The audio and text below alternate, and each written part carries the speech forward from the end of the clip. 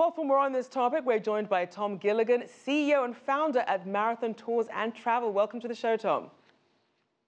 Thank you, Rachelle. Now, let's start by having a look at how popular marathons are in China and what's really driving interest in the sport there. Well, it's only been about the last 6 years. As you mentioned, there were just over 20 marathons 6 years ago, and it's projected for 2017 to be over 400. And this is being supported on a national initiative by the federal government to support a healthier lifestyle for the Chinese. And they find that running is an inexpensive sport that anyone can take part in. So as a result, there are races from 5Ks to marathons popping up all over China. And speaking of popping up all over China, which are some of the regions and cities that these marathons really tend to mostly take place in?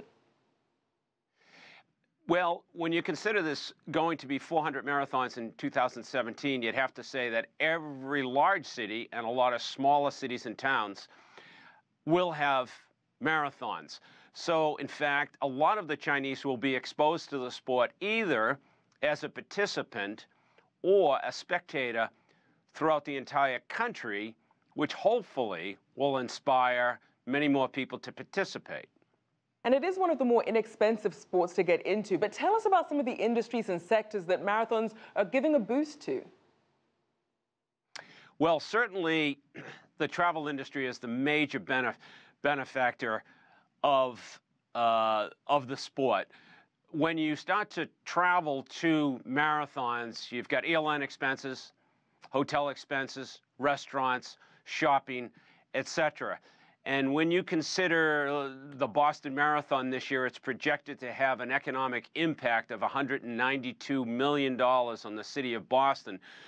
You can just imagine if you start to multiply that throughout China on the dollars that will be spent within the sport. And then on a global basis, we're just starting to see in the last 4 years Chinese runners traveling abroad to participate in a number of different marathons, and particularly in the World Marathon Majors. And speaking of global expansion, let's also look at Wanda's recent deal with the world's top organizer, Abbott World Marathon Majors. How significant is that deal?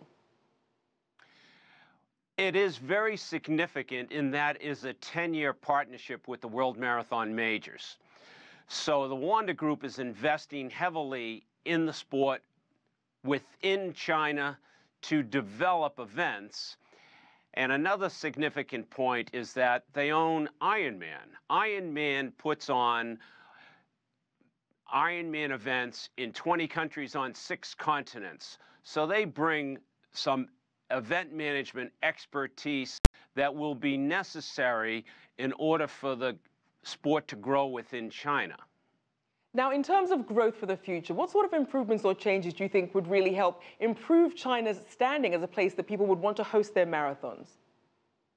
Well, most importantly, you have to understand that the sport of marathon running now, it's a lifestyle and entertainment activity. It has gone through 3 phases since the late 70s during the first running boom. And now it is what people do on their weekends. It's how they socialize with their friends. It's what they do to improve their healthy lifestyle. And so we're seeing more and more people investing in themselves through the sport of running. Well, certainly something that pays off health-wise and economically in the long run. Thank you so much to Thom Gilligan, CEO and founder at Marathon Tours and Travel.